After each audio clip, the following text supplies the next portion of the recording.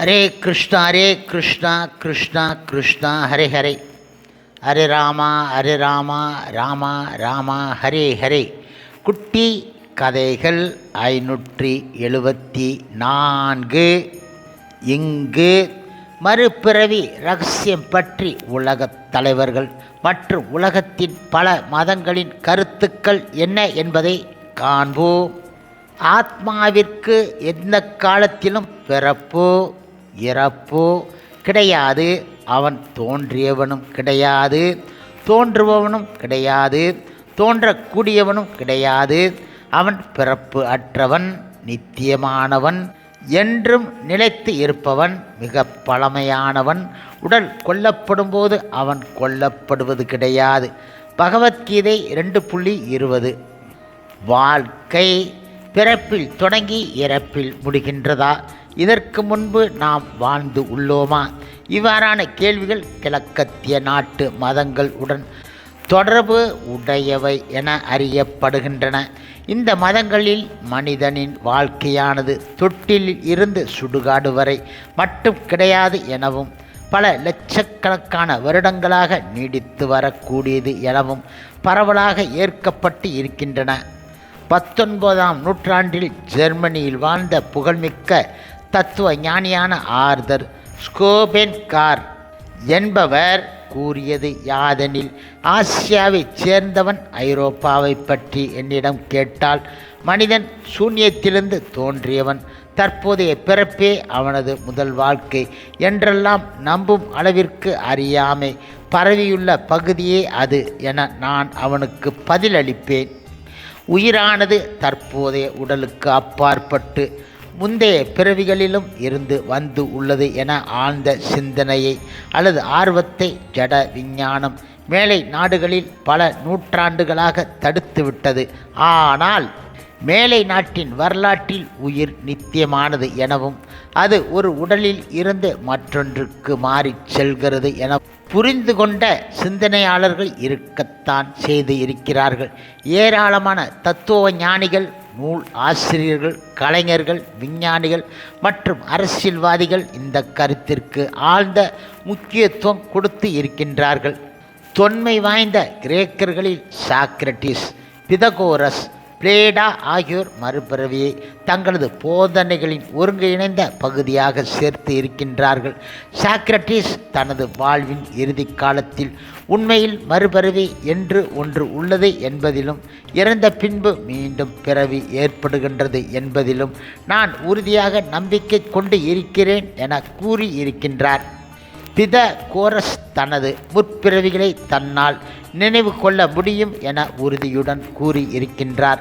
பிளேடோ தனது பெரும்பாலான நூல்களில் மறுபிறவியை பற்றி விளக்கமாக எழுதியிருக்கின்றார்.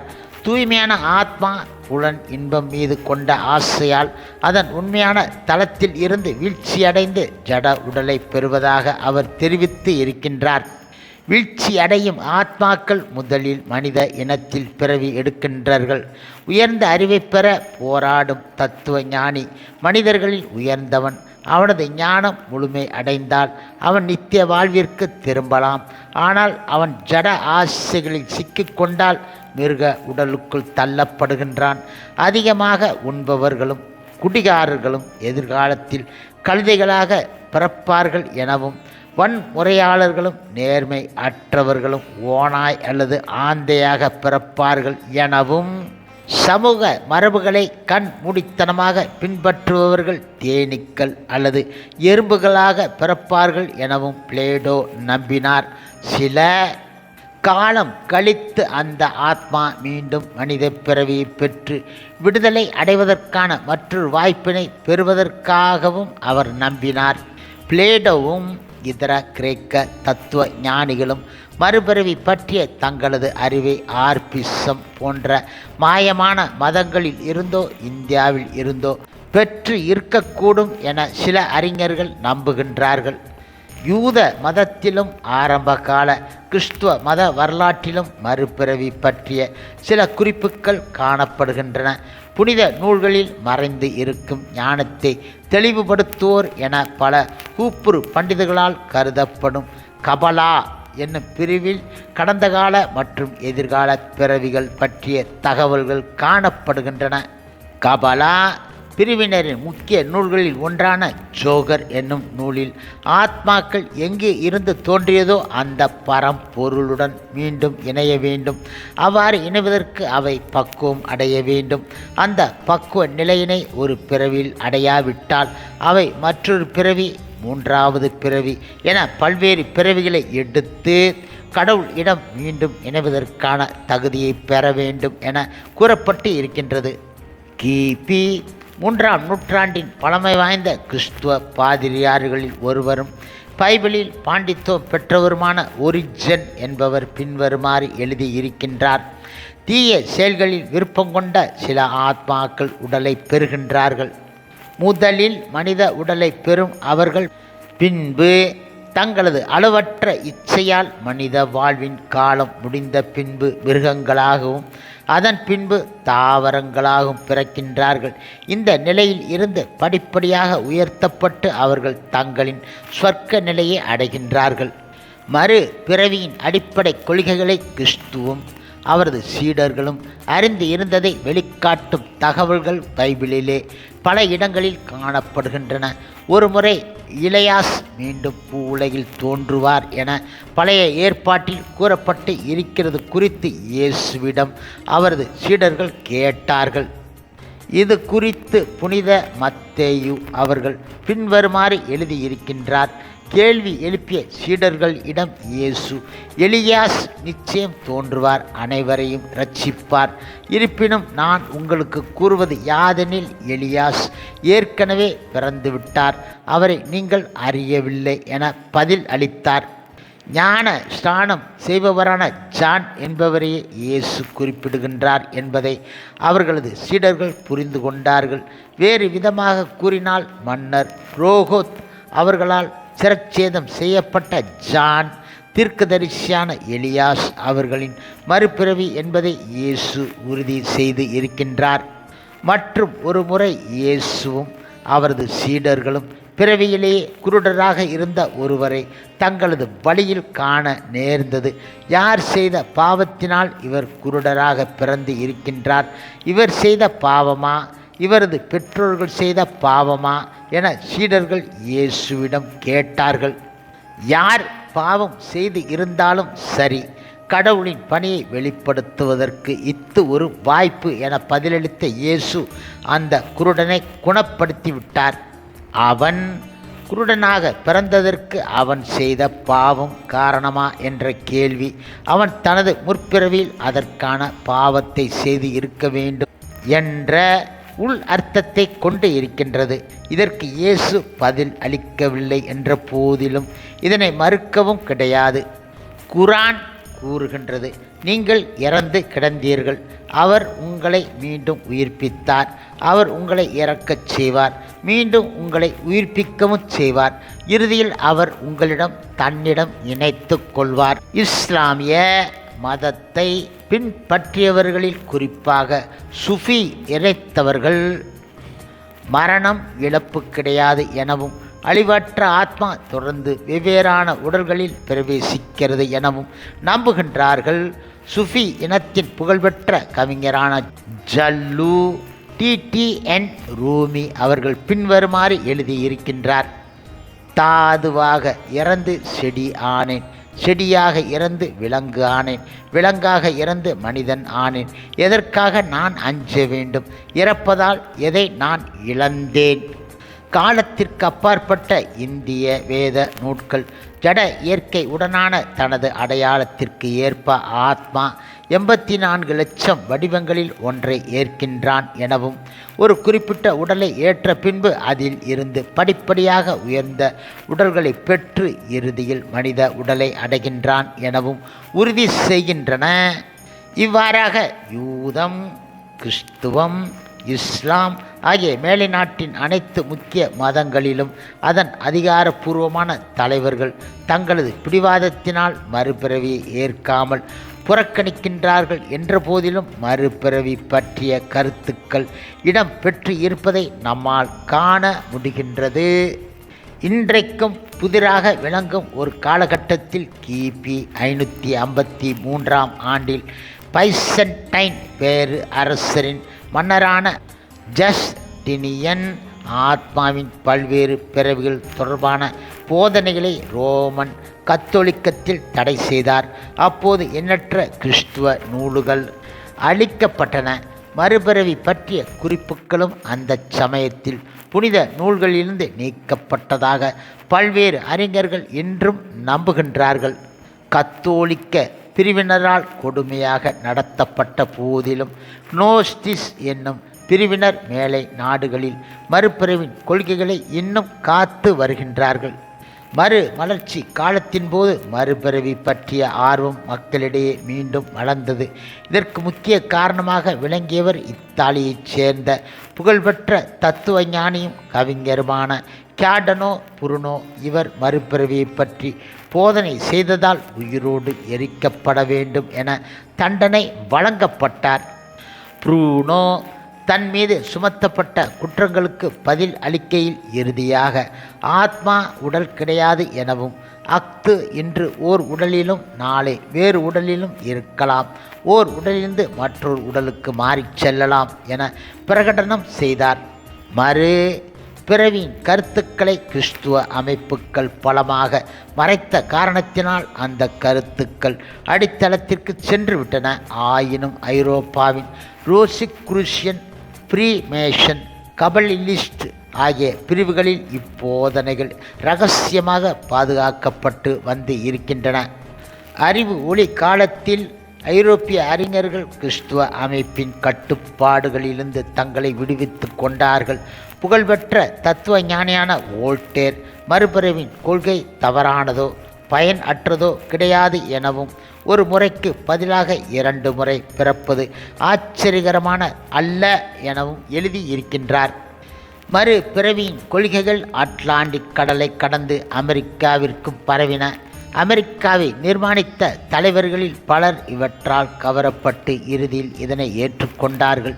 மறுபிறவியில் தனது நம்பிக்கையை உறுதி செய்த பெஞ்சமின் பிராங்கிலின், இந்த உலகில் நான் இருப்பதை வைத்து பார்க்கும்போது வருங்காலத்திலும் நான் ஏதாவது ஒரு வடிவில் எப்போதும் இருப்பேன் என நம்புகிறேன் என எழுதி இருக்கின்றார்.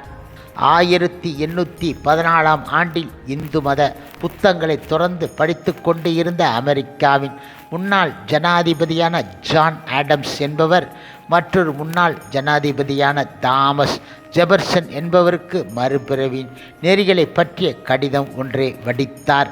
அதில் அவர் பின்வருமாறு எழுதி இருக்கின்றார். பரமனுக்கு எதிராக செயல்பட்ட ஆத்மாக்கள் இருண்ட பிரதேசத்திற்குள் எறியப்பட்டு உள்ளார்கள். அவர்கள் நற்தகுதி பெரும் பொருட்டு அந்த நரகத்திலிருந்து விடுவிக்கப்பட்டு பூ உலகிற்கு உயர அனுமதிக்கப்படுகின்றார்கள். அவர்களின் தகுதியை பொறுத்து விலங்குகள், ஊர்வன, பறவைகள், பிராணிகள், மனிதர்கள் என பல்வேறு உடல்களில் வைக்கப்படுகின்றார்கள். நற்தகுதி பெற்றவர்கள் பசுக்களாகவும் மனிதர்களாகவும் பிறவியெடுக்க அனுமதிக்கப்படுகின்றார்கள். மனித பிறவியில் நன்னடத்தை கடைப்பிடித்தவர்கள் சொர்க்கத்தை அடைகின்றார்கள். ஐரோப்பாவில் வாழ்ந்த நெப்போலியன் தனது படைத்தளபதியிடம் முற்பிறவியில் தான் சார்லிமேன் என்ற பெயரில் வாழ்ந்ததாக சொல்லி மகிழ்வது உண்டு. ஜெர்மனியின் புகழ்பெற்ற கவிஞர்கள் ஒருவரான கோத்தே என்பவரும் மறுபிறவியில் நம்பிக்கை கொண்டு இருந்தார். நாடக ஆசிரியராகவும் விஞ்ஞானியாகவும் கூட புகழ்பெற்று இருந்த அவர், நான் இப்போது பிறந்து இருப்பதைப் போல இதற்கு முன்பு 1000 முறை பிறந்து இருப்பேன் என்பது நிச்சயம். மீண்டும் 1000 முறை திரும்பி வருவேன் என நான் நம்புகிறேன் என குறிப்பிட்டு இருக்கின்றார். மறுபிறவி மற்றும் இந்திய தத்துவத்தின் மீதான ஆர்வம் எமர்சன், விட்மேன், தொரியாவ் உட்பட அமெரிக்காவின் புகழ்பெற்ற மனிதர்களையும் தொற்றிக் கொண்டது. இந்த உலகில் உள்ள அனைத்து உயிர்களும் தொடர்ந்து வாழ்கின்றன. யாரும் மடிவது கிடையாது. இதுவே இந்த உலகின் இரகசியம்.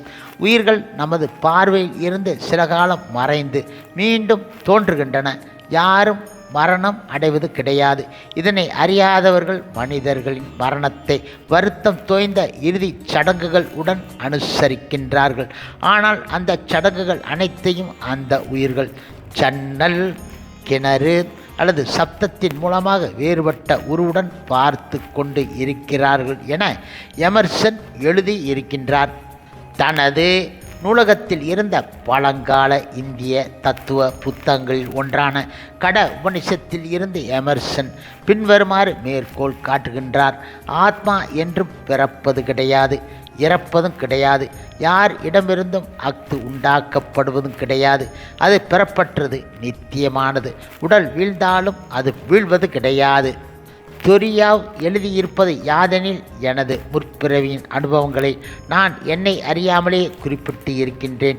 மறுபிறவியில் தொரியாவ் கொண்டு இருந்த ஆர்வத்திற்கு மற்றும் ஒரு சான்று 7 பிராமணர்களின் உடல் மாற்றம் என்ற தலைப்பில் அவர் எழுதிய நூல் ஆகும்.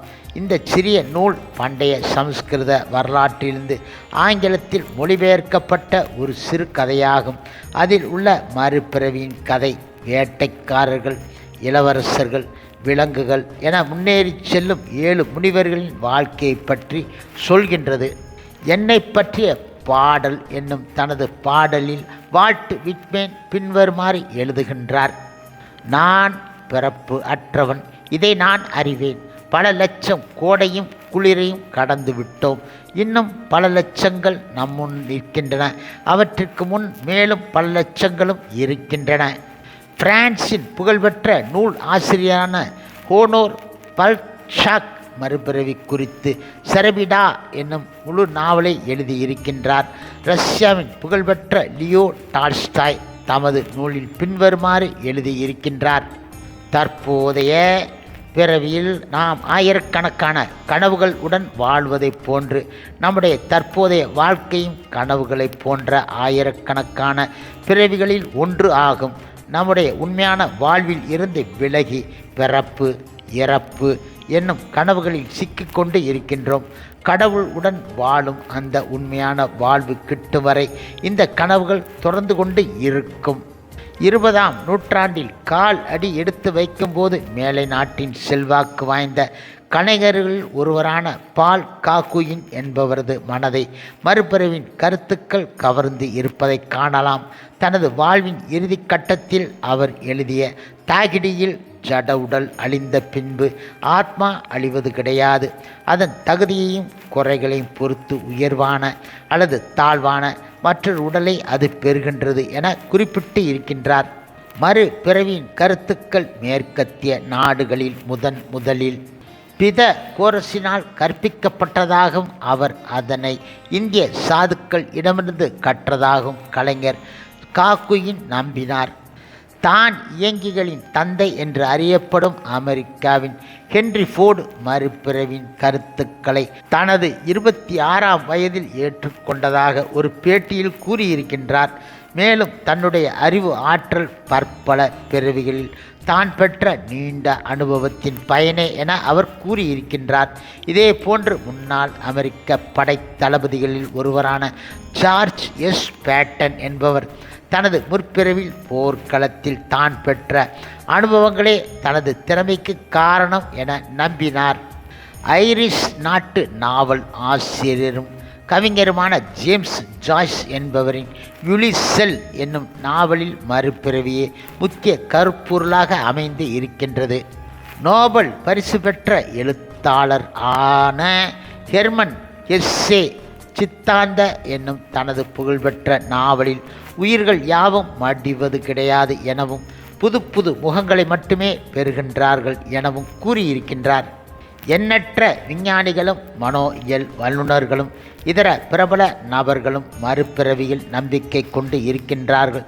புகழ்பெற்ற மனோயியல் வல்லுநர்களில் ஒருவரான கார்ல் ஜங், பிரிட்டிஷ் நாட்டில் உயிரியல் வல்லுநரான தாமஸ் ஹக்ஸே, அமெரிக்காவின் மனோ தத்துவ வல்லுநரான எரிக் எரிக்சன், பிரபல தத்துவ ஞானியான ஜேடி சாலிங்கர், நாவல் ஆசிரியரான ரிச்சர்ட் பாச், நோபல் பரிசு பெற்ற ஐசக் பெசுரோ சிங்கர், ஆங்கிலேய கவிஞர்களில் முக்கியவரான ஜான் மசேஃபிட் ஆகியோர் இதில் குறிப்பிடத்தக்கவர்கள் ஆவார்கள். இப்பொழுது நவீன காலத்தின் மிகச்சிறந்த அரசியல் தலைவர்களில் ஒருவரும் அகிம்சை போதித்தவருமான மகாத்மா காந்தி மறுபிறவி பற்றிய தனது அனுபவம் உலக அமைதியை அடைவதில் தனக்கு நம்பிக்கை அளிப்பதாக கூறியிருக்கின்றார். மனிதர்களுக்கு இடையிலான பகை நிரந்தரமாக இருக்கும் என எனக்கு தோன்றவில்லை. மறுபிறவில் எனக்கு நம்பிக்கை இருப்பதால் என்றாவது ஒரு நாள் உலகில் உள்ள அனைவரையும் நட்பு உறவுடன் அரவணைப்பேன் என நம்புகிறேன் என அவர் கூறியிருக்கின்றார். பாடகரும் கவிஞரும் எல்லோராலும் கொண்டாடப்பட்டவருமான பீட்டில் குழுவினரின் ஜார்ஜ் ஹாரிசன் மறுபிறவி பற்றிய தனது தீவிர சிந்தனைகளை தனது நண்பர்களுக்கு மத்தியில் பல முறை வெளிப்படுத்தி இருக்கின்றார். மேலை நாடுகளில் அறிஞர்கள் மற்றும் பொதுமக்களின் மனதை மறுபிறவின் கருத்துக்கள் மீண்டும் மீண்டும் கவர்ந்து இருக்கின்றன. திரைப்படங்கள், நாவல்கள், பிரபலமான பாடல்கள் மற்றும் பத்திரிகைகள் மறுபிறவி கோட்பாட்டை இப்போது அதிகமாக பயன்படுத்துகின்றன. பிறப்பில் இருந்து ஆத்மா ஆரம்பம் ஆவது இல்லை எனவும் மரணத்தில் அது முடிவது கிடையாது எனவும் வழி வழியாக அறிந்து கொண்ட இந்துக்கள், பௌத்தர்கள், தவோக்கள், இதர தரப்பினர் என 150 கோடி மக்களுடன் லட்சக்கணக்கான மேலை நாட்டினர் அதிவேகமாக சேர்ந்து வருகின்றார்கள். ஆனால் தெரிந்து கொள்ளும் ஆர்வமோ அல்லது நம்பிக்கையோ மட்டும் போதுமானது கிடையாது. பிறப்பு, இறப்பு, முதுமை, நோய் என்ற துயரமான சங்கிலி தொடரில் இருந்து ஒருவன் எவ்வாறு விடுதலை பெற வேண்டும் என்ற அறிவை உள்ளடக்கிய மறுபிறவின் முழு விஞ்ஞானத்தை புரிந்து கொள்வதுதான் முதல் படியாகும். மறுபிறவி பற்றி ஆழமாக புரிந்து கொள்ள விரும்பும் மேலை நாட்டினர் மறுபிறவி குறித்த தகவல்களை தரும் மூல நூலை தேடுகின்றார்கள். இன்று கிடைக்கக்கூடிய எல்லா நூல்களிலும் இந்தியாவின் சமஸ்கிருத நூட்களே மிக பழமையானவை. இந்த நூட்கள் மறுபிறவியின் விஞ்ஞானத்தை அனைவருக்கும் புரியும்படி தத்துவ ரீதியாக விளக்குகின்றன. அவற்றில் உள்ள கருத்துக்கள் 5000 ஆண்டுகளுக்கு மேலாக அனைவருக்கும் பயன் உள்ளதாக, அனைவரையும் கவரக்கூடியதாக இருந்து வந்து இருக்கின்றன. மறு பிறவியை பற்றிய மிகவும் அடிப்படையான தகவல்கள் உபனிஷதம் உட்பட எல்லா வேத ஞானங்களின் சாரமாக திகழும் முழுமுதற் கடவுள் மற்றும் பரமபுருஷ பகவான் ஸ்ரீ கிருஷ்ணரால் போதிக்கப்பட்ட பகவத்கீதையில் பொதிந்து இருக்கின்றன. வட இந்தியாவின் ஒரு போர்க்களத்தில் தனது நண்பனும் சீடனுமான அர்ஜுனன் இடம் புருஷோத்தமரான முழுமுதற் கடவுள் கிருஷ்ணரால் 50 நூற்றாண்டுகளுக்கு முன்பு இது பேசப்பட்டது. மறுபிறவியை பற்றிய உரையாடலுக்கு போர்க்களம் மிகச்சிறந்த இடமே. ஏனென்றால் வாழ்க்கை, மரணம், மறுவாழ்க்கை போன்ற கேள்விகளை படை வீரர்கள் இங்குதான் நேரடியாக எதிர்கொள்கின்றார்கள். ஆத்மாவின் அழிவு அற்ற தன்மையை பற்றி பகவான் கிருஷ்ணர் பேசத் தொடங்கிய போது நானோ நீயோ இந்த மன்னர்களோ இல்லாமல் இருந்த காலம் எதுவும் கிடையாது. எதிர்காலத்திலும் நம்மில் எவரும் இல்லாமல் இருக்கப் போவது கிடையாது. பகவத்கீதை 2.12 என அர்ஜுனன் இடம் கூறினார். கீதை 2.17 மேலும் அறிவுறுத்துவது யாதென்றால் உடல் முழுவதும் பரவி இருப்பதை அழிவு அற்றதென அறிய வேண்டும். அந்த அழிவு அற்ற ஆத்மாவை கொல்லக்கூடியவர் எவரும் கிடையாது. இங்குள்ள தகவல்களை வைத்து பார்க்கும்போது ஆத்மா என்பது மனிதனின் மனம் மற்றும் புலன்களின் வரம்பிற்கு அப்பாற்பட்ட சூட்சுமான ஒன்று என்பதை நாம் அறியலாம். எனவே ஆத்மாவின் இருப்பை எல்லோரும் ஏற்றுக்கொள்வார்கள் என நாம் எதிர்பார்க்க முடியாது. சிலர் ஆத்மாவை ஆச்சரியமாக பார்க்கின்றார்கள், சிலர் அவனை ஆச்சரியமானவனாக வர்ணிக்கின்றார்கள், மேலும் சிலர் அவனை ஆச்சரியம் ஆனவனாக கேட்கின்றார்கள். வேறு சிலரோ அவனை பற்றி கேட்ட பின்பு அவனை புரிந்து கொள்ள இயலாதவராக இருக்கின்றார்கள். பகவத்கீதை 2.29 என பகவான் கிருஷ்ணர் அர்ஜுனனுக்கு தெரிவிக்கின்றார். ஆத்மாவுக்கும் உடலுக்கும் உள்ள வேறுபாட்டை ஒருவன் அறிந்து கொள்ளாவிட்டால் மறுபிறவியை அவனால் புரிந்து கொள்ள இயலாது. ஆத்மாவின் தன்மையை நாம் அறிவதற்காக பின்வரும் உதாரணத்தை கொண்டு பகவத்கீதை 13.34 உதவி செய்கின்றது. ஒரே ஒரு சூரியன் இந்த பிரபஞ்சம் முழுவதையும் பிரகாசம் ஆக்குவதை போன்று உடலில் இருக்கும் ஆத்மா தனது உணர்வினால் உடல் முழுவதையும் பிரகாசப்படுத்துகின்றான். உடலுக்குள் ஆத்மா உள்ளது என்பதற்கு உணர்வே உறுதியான அடையாளமாகும். மேகமூட்டமான நாளில் சூரியன் கண்களுக்கு தெரியாமல் போகலாம். ஆனால் சூரிய ஒளியை வைத்து வானில் சூரியன் இருப்பதை நாம் அறிவோம். அதுபோன்று ஆத்மா இருப்பதை நம்மால் நேரடியாக உணர முடியாவிட்டாலும் உணர்வு இருப்பதை வைத்து ஆத்மாவின் இருப்பை அறிந்து கொள்ளலாம். உணர்வு இல்லாவிட்டால் உடலானது வெறும் ஜட பொருட்களின் கலவை. உணர்வு இருப்பதால் மட்டுமே இந்த ஜட பொருட்கள் சுவாசிக்கின்றன, பேசுகின்றன, அன்பு செலுத்துகின்றன, அச்சம் அடைகின்றன. சாரம் என்னவென்றால், உடல் என்பது ஆத்மா தனது அளவற்ற ஜட ஆசைகளை நிறைவேற்றிக் கொள்வதற்கு உதவும் ஒரு வாகனம் ஆகும். உடலுக்குள் இருக்கும் உயிர்வாளி ஜட சக்தியால் உருவாக்கப்பட்டுள்ள இயந்திரத்தில் அமர்ந்து இருக்கிறான் என பகவத்கீதை 18.61 விளக்குகின்றது. ஓர் இடத்திலிருந்து மற்றொரு இடத்திற்கு நகரும் காற்றானது அங்கு இருக்கும் நறுமணத்தை தாங்கிச் செல்வது போல ஓர் உடலில் இருந்து மற்றொரு உடலுக்கு செல்லும் ஆத்மா ஆனது பழைய உடலின் எண்ணங்களை தாங்கிச் சென்று தன்னை தவறாக உடன் அடையாளம் கொள்கின்றது. ஓட்டுநர் இல்லாமல் கார் இயங்காதது போல ஆத்மா இல்லாமல் ஜட உடல் இயங்க முடியாது. இருப்பினும் ஆத்மாவின் இருப்பை ஏற்றுக்கொள்வது வெறு நம்பிக்கையின் அடிப்படையில் கிடையாது. நமது அறிவிற்கும் தர்க்கத்திற்கும் பொருந்துபடியான சான்றுகளை பகவத்கீதை நம் முன் வைக்கின்றது. எனவே பகவத்கீதையின் போதனைகளை கண் மூடித்தனமாக ஏற்றுக்கொள்ளாமல் பகுத்து அறிவுடன் ஏற்றுக்கொள்ள வேண்டும். இஸ்கான் பகவத்கீதை உண்மை உருவில் வாங்கி படித்து அவற்றையெல்லாம் தெரிந்து கொள்ளலாம். ஹரே கிருஷ்ணா கிருஷ்ணா கிருஷ்ணா ஹரே ஹரே, ஹரே ராமா ராமா ராமா ஹரே ஹரே. சில பிரபுபாதரின் சேவையில் இஸ்கான் பக்தர்கள்.